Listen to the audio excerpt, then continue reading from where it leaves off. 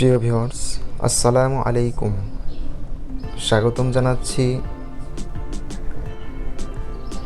ময়মনসিংহ বিভাগের সর্বাধুনিক park Louis village resort and park থেকে।